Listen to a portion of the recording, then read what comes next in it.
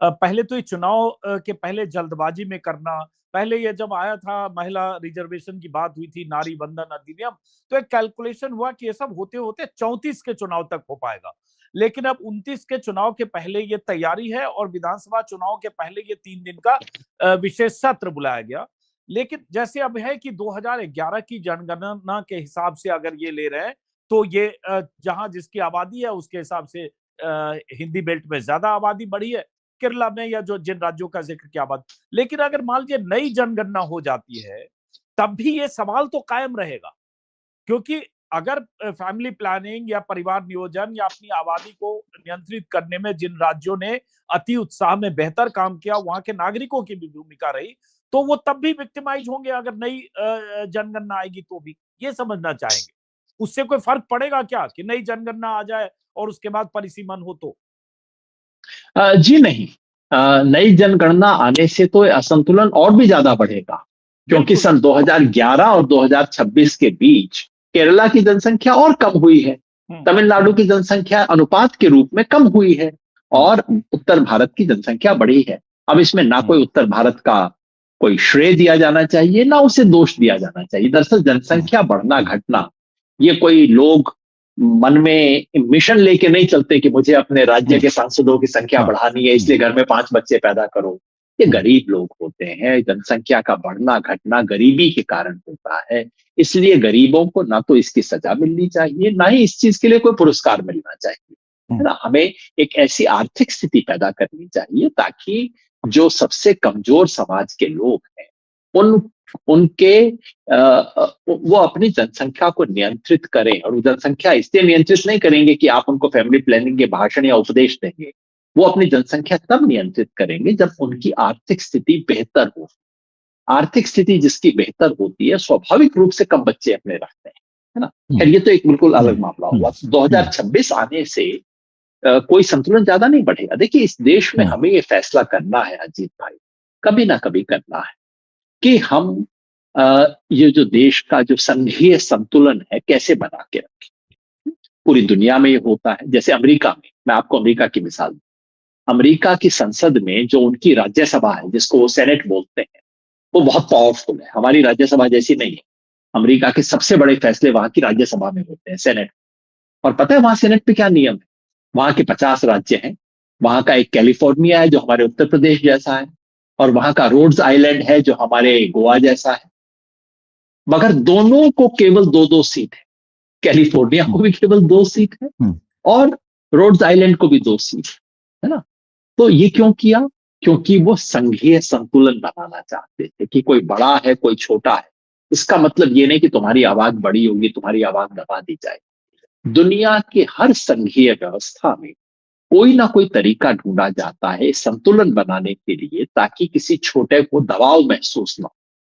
भारत के संविधान में भी इसकी एक भावना रही है, लेकिन शुरू में जब संविधान बना उस वक्त पार्टीशन की चिंता बहुत ज्यादा थी। तो हमारा एक अलिखित समझौता है कि ना तुम मेरे पे दबाव, ना तुम मेरे पे वर्चस्व रखोगे, ना तुम मेरे पे दादागिरी करोगे, ना मैं तुम पे दादागिरी करूंगा।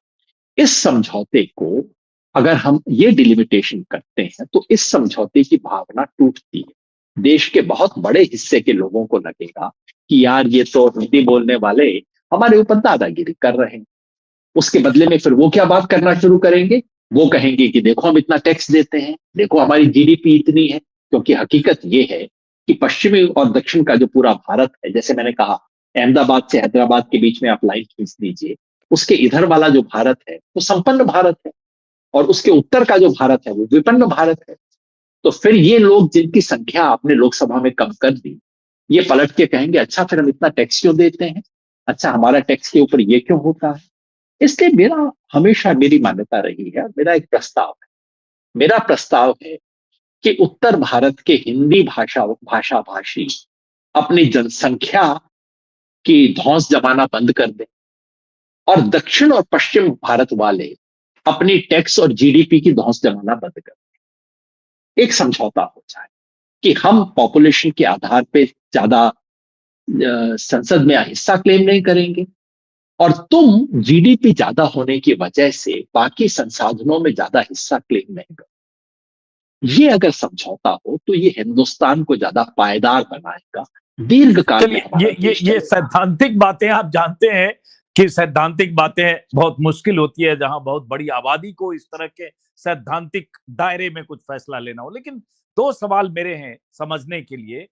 पहला सवाल तो ये कि अगर आप कह रहे हैं कि हिंदी बेल्ट में सीटें ज्यादा बढ़ रही है, यूपी में 80 से आबादी के हिसाब से 138 हो जाएगी, या बिहार में ज्यादा सीटें, या एमपी में, तो आप मान रहे हैं इसकी लाभार्थी बीजेपी हो जाएगी, आप या विपक्ष जिनको अंदेशा है।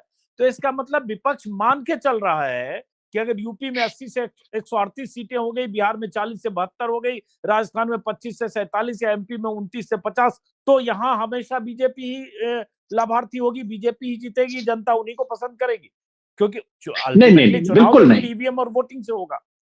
नहीं नहीं, बिल्कुल नहीं। मैं केवल इतना कह रहा हूं कि बीजेपी चुनाव चाहे उत्तर प्रदेश में जीते या हारे, उसकी परफॉर्मेंस तमिलनाडु में बीजेपी की परफॉर्मेंस से बेहतर रहेगी। कम से कम आने वाले 10-15 साल के लिए आप ये कह सकते हैं। तमिलनाडु, केरला, आंध्र प्रदेश, उसमें आप चाहे तो तेलंगाना और कर्नाटका को भी जोड़ दीजिए, इन सब में बीजेपी हार कर भी ज्यादा वोट लेगी, कम वोट आएंगे उसको। बीजेपी की शानदार परफॉर्मेंस होगी तब भी बीजेपी को कम वोट आएंगे। और उत्तर प्रदेश, बिहार, मध्य प्रदेश, छत्तीसगढ़, राजस्थान में बीजेपी को हार कर भी ज्यादा वोट मिले। ये इक्वेशन कोई बदलने वाला नहीं है अगले 15-20 साल। तो अगर इन इलाकों को ज्यादा सीटें मिलती हैं तो बीजेपी चाहे जीते या हारे, कुल मिला के बीजेपी नफे में रहेगी इन राज्यों के आधार पर। केवल मैं ये कह रहा अब दूसरा सवाल कि क्या होना चाहिए आपके हिसाब से, होना क्या चाहिए ये जरा समझें, सॉल्यूशन क्या है, क्या फॉर्मूला अब है? मेरा सॉल्यूशन बड़ा साधारण है। नंबर एक, अगर आप महिला आरक्षण करने के बारे में गंभीर हैं, जो होना चाहिए हम सबको, एक लाइन का संशोधन पारित कर दीजिए, कल सुबह पार्लियामेंट में ले आइए। मुझे नहीं लगता विपक्ष विरोध करेगा। कहिए हम आर्टिकल 334 की धारा 1 का जो प्रोविजन था, जो हमने ही गलती से लगाया था 5 साल पहले, हम उसको वापस लेना चाहते हैं।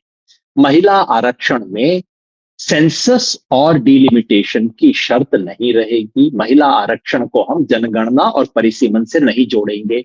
जोड़ा हुआ था, ये संविधान से पंक्ति हटा देते हैं।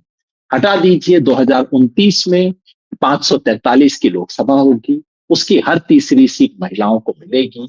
इसके लिए किसी परिसीमन की आवश्यकता नहीं है, बड़े आराम से लागू हो जाएगा। नंबर एक। नंबर दो, अगर परिसीमन करना है आज या कल, 2024 के 2029 के बाद ये सब चीजें सोची जा सकती हैं। 800 करने में कोई दिक्कत नहीं है, होना चाहिए, वो कीजिए। अगर आपको अब तक ध्यान नहीं था कि आप 2011 के आधार पर कर सकते थे, और अचानक अब इतना ताबड़तोड़ ध्यान आया कि अब आप कह रहे हैं कि नहीं, ये तो अगले हफ्ते ही हो जाना चाहिए, कोई बात नहीं भाई। जहां आपने 11 साल तक सब्र कर लिया, अब ऐसा कीजिए, 1 साल और सब्र कर लीजिए। 2029 के चुनाव के बाद देश में इस पे राय बने कि भाई लोकसभा का साइज क्या करना है, 800 कर दीजिए। लेकिन आज का जो अनुपात है, उस अनुपात को मत बदलिए। जो अनुपात अलग अलग राज्यों का है, उसी अनुपात में बढ़ोतरी कीजिए। उत्तर प्रदेश में 80 के बजाय 120 हो जाए, बहुत अच्छी चीज है। लगे हाथ केरला की भी 20 की बजाय 30 हो जाए, तमिलनाडु की भी 39 के बजाय 59 हो जाए।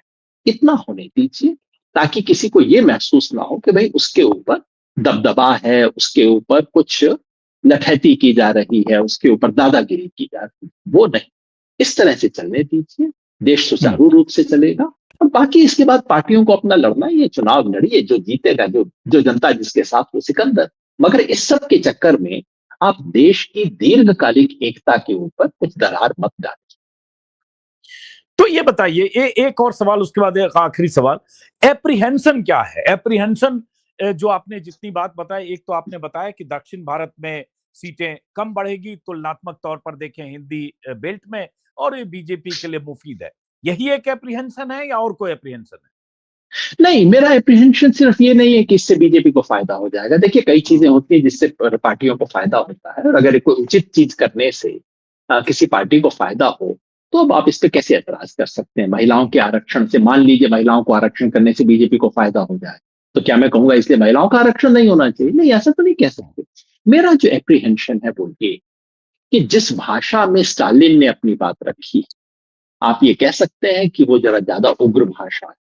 आप ये कह सकते हैं कि चुनाव के 5 दिन बाकी हैं इसलिए वो और ज्यादा उग्र भाषा में बोल रहे हैं। लेकिन मत भूलिए कि स्टालिन ये भाषा इसलिए बोल रहे हैं कि उन्हें पता है कि तमिलनाडु की जनता ये सुनना चाहती है। कल को यही भाषा पंजाब में बोली जाए, कल को यही भाषा बंगाल, ममता बनर्जी ऑलरेडी कह रही है कि तो बंगाल को बांटने की साजिश है। आप इस देश के ऐसे संवेदनशील इलाकों में, अगर जिन लोगों ने तमिलनाडु का इतिहास ना पढ़ा हो, उनसे मैं निवेदन करूंगा कि 1950 में डीएमके क्या कह रही थी, जरा ध्यान से पढ़ लीजिए, समझ लीजिए देश किन किन संकट से बाहर निकल के आज यहां पहुंचा है। आप दोबारा देश को उसी संकट में डालना चाहते हैं। आप दोबारा चाहते हैं कि पंजाब के अंदर लोग वो भाषा इस्तेमाल करना शुरू करें जो कि केवल पार्टी, किसी एक पार्टी की विरोधी नहीं, बल्कि एक तरह से केंद्रीय सत्ता को चुनौती देने वाली भाषा हो। आप चाहते हैं कि बंगाल में ये सब भाषा हो, आप चाहते हैं पूर्वोत्तर के इलाकों में हो।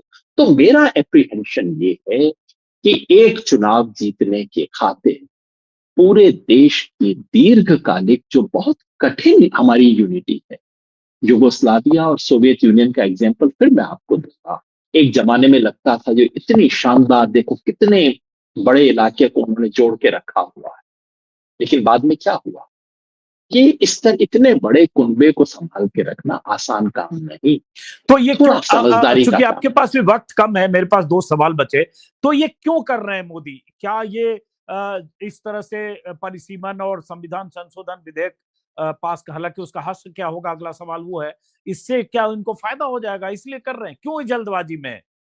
जी बिल्कुल, खेल यही है कि आड़ हो महिला आरक्षण की, इसके चक्कर में आप विपक्ष विपक्ष पे दबाव डाला जाए कि देखो महिला आरक्षण का विरोध कर रहे हैं, और इस चक्कर में विपक्ष से ये प्रस्ताव पारित करवा लिया जाए।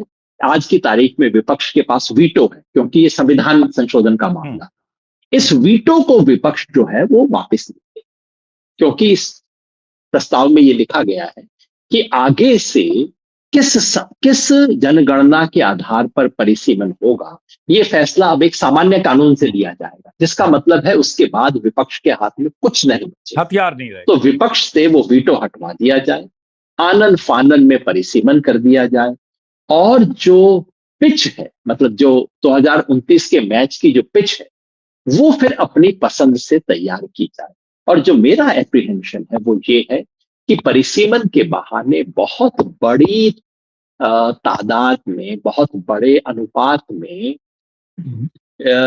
ये जेरीमेंडरिंग होने वाली है। जेरीमेंडरिंग होता है अपनी मनपसंद की लोकसभा की चुनाव क्षेत्र बनाना, ताकि उससे एक पार्टी का फायदा हो। अब आप कहेंगे बैठे बैठाए तुम्हारे मन में ऐसे विचार क्यों आए?